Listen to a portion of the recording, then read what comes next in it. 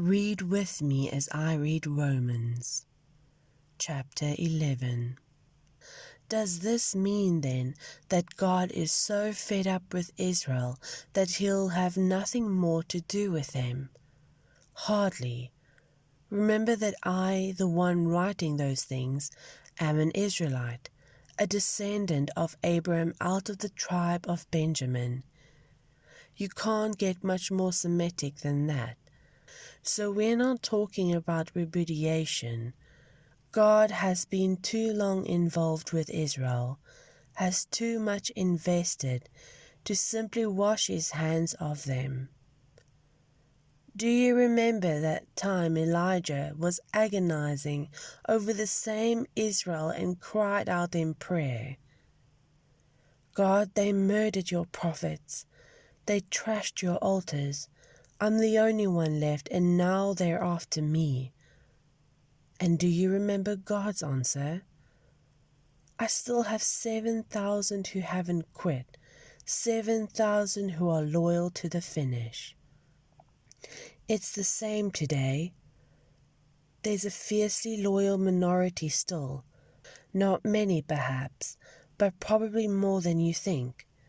They're holding on, not because of what they think they're going to get out of it, but because they're convinced of God's grace and purpose in choosing them. If they were only thinking of their own immediate self-interest, they would have left long ago. And then what happened?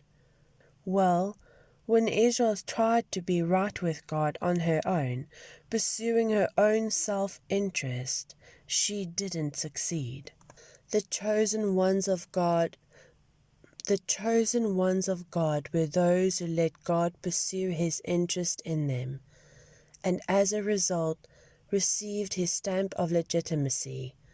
The self-interest Israel became thick-skinned toward God. Moses and Isaiah both commented on this. Fed up with their quarrelsome, self-centered ways, God blurred their eyes and dulled their ears, shut them in on themselves in a hall of mirrors, and they're there to this day. David was upset about the same thing. I hope they get sick eating self-serving meals, break a leg walking their self-serving ways. I hope they go blind staring in their mirrors, get ulcers from playing at God. The next question is, are they down for the count? Are they out of this for good? And the answer is a clear-cut no. Ironically, when they walked out, they left the door open and the outsiders walked in. But the next thing you know, the Jews were starting to wonder if perhaps they had walked out on a good thing. Now, if their leaving triggered the worldwide coming of non-Jewish outsiders to God's kingdom, just imagine the effect in their coming back. What a homecoming. But I don't want you to go on about them. It's you, the outsiders, that I'm concerned with now, because my personal assignment is focused on the so-called outsiders. I make as much of this as I can when I'm among my Israelite kin, and so-called insiders, hoping they'll realize what they're missing and want to get in on what God is doing.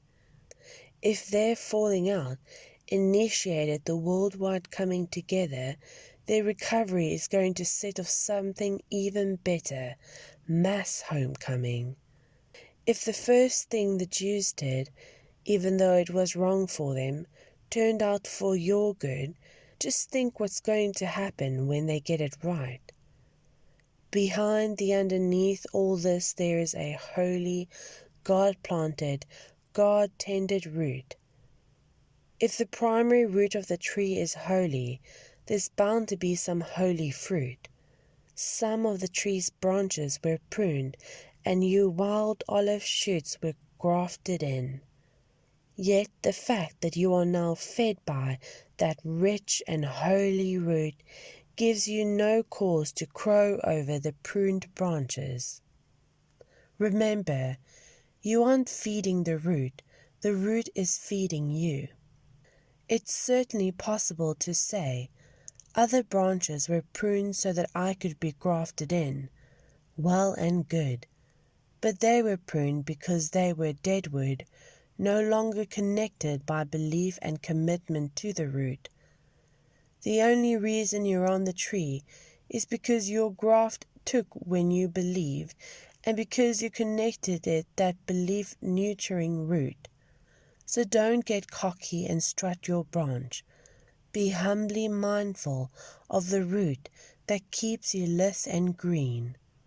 If God didn't think twice about taking pruning shears to the natural branches, why would He hesitate over you? He wouldn't give it a second thought. Make sure you stay alert to these qualities of gentle kindness and ruthless severity that exist side by side in God. Ruthless with the dead wood, gentle with the grafted shoot. Don't presume on the gentleness. The moment you become dead wood, you're out of there. And don't get to feeding superior to those pruned branches down on the ground. If they don't persist in remaining dead wood, they could very well get grafted back in.